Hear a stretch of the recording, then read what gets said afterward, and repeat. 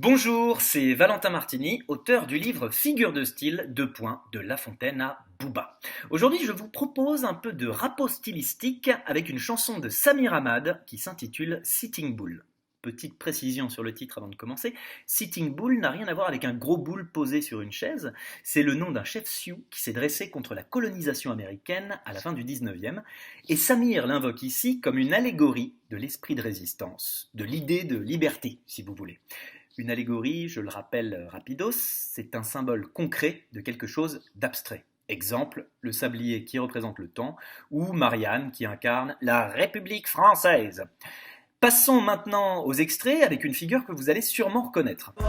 J'habite une métropole près d'un arbre en bois. J'habite une métropole près d'un arbre en bois. Un arbre en bois? Alors d'abord on se dit, c'est quoi ce mauvais pléonasme? Et puis en réfléchissant un peu, on s'aperçoit qu'à notre époque, il y a aussi des plantes en plastoc. Des forêts de ciment, où l'on choisit des jolis noms d'arbres pour les bâtiments.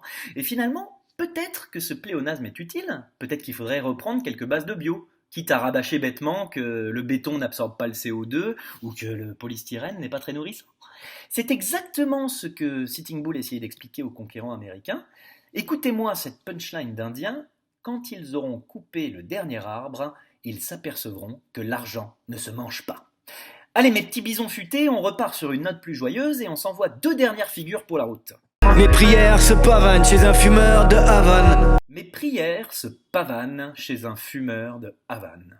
Le fumeur de Havane, c'est celui de la chanson de Gainsbourg qui s'intitule « Dieu est un fumeur de Havane ».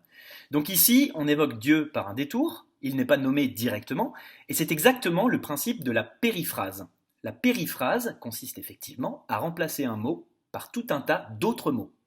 Et vous avez un deuxième exemple de périphrase dans le morceau, quand Samir parle de botanique de Jamaïque.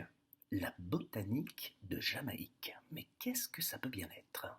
D'ailleurs, cette histoire de Jamaïque nous amène à une deuxième figure, parce que ça vous étonne pas, vous, d'entendre « mes prières se pavanent » ? Non, parce qu'en temps normal, ça se pavane pas une prière. Ça bombe pas le torse et ça tortille pas du châssis pour impressionner la foule.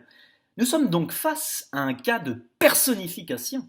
Et je sais pas vous, mais moi, tout à coup, je les imagine en chair et en os, ces prières. Je les vois en train de parader sur un podium nuageux, comme des mannequins Victoria's Secret, avec leurs grandes ailes blanches, et puis la petite dentelle délicate qui vient caresser les plis de la peau, cette peau qui a l'air si douce. Enfin bref, on pourrait en parler pendant des heures, mais l'horloge a sonné.